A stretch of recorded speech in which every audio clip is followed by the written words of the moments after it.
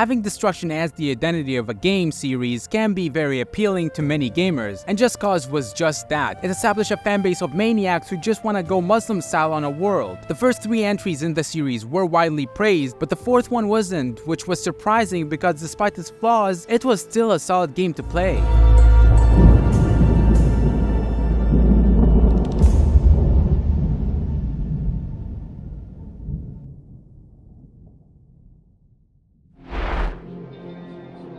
The graphics of Just Cause 4 look fine. The world is filled with a variety of locations like deserts, snowy mountains, cities, and forests, which all look beautiful. However, there are still some issues. Distant landscapes look weird, like they're pixelated and blurry, even when I had the game on max settings, and don't even get me started on the model glitches. What the fuck? Hold on, wait. Seriously, what is that? The game has a serious issue with models not facing light sources, and their hair, especially their hair.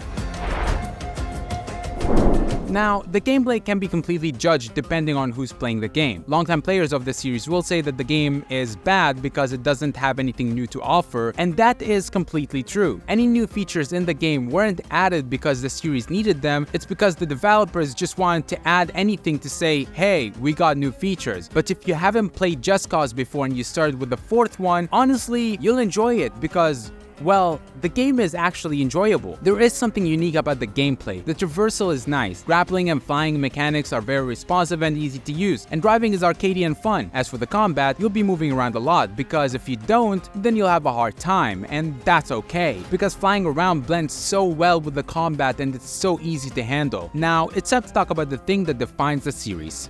The chaos. I had so much fun blowing things up, and the game even gives you tools like the tethers, which allows creativity over what kind of havoc you want to wreak, and the type of destruction you can leave behind is just mind-blowing and impressive. I think with the grappling in this game, stealth can be very fun. Just Cause 4 doesn't have stealth, but I feel like if it had some, it would have been amazing. Chinese studios are trying to make a new stealth IP.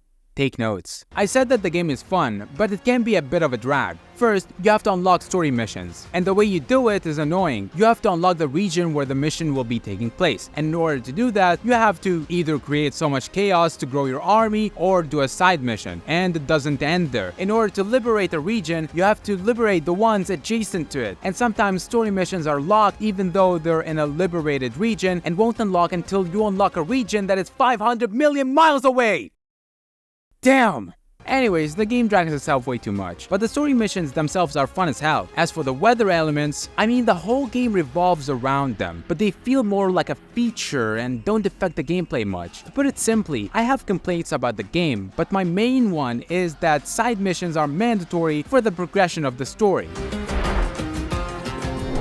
Unlike old Just Cause games, the story in this one gets more attention. Rico travels to Solis, a South American fictional country controlled by Black Hand, a private military organization. Rico discovers that Black Hand has been creating natural disasters like hurricanes and storms, and the people of Solis are getting affected badly by their tests.